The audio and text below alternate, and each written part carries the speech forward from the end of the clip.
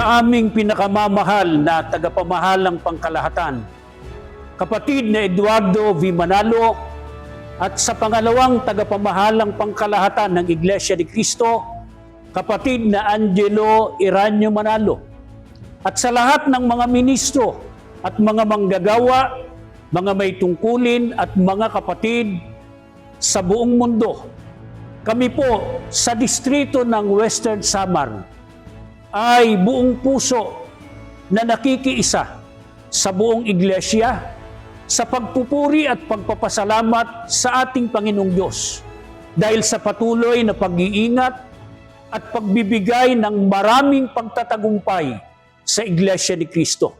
Gayon din po, bumabati po kami ng buong kagalakan ng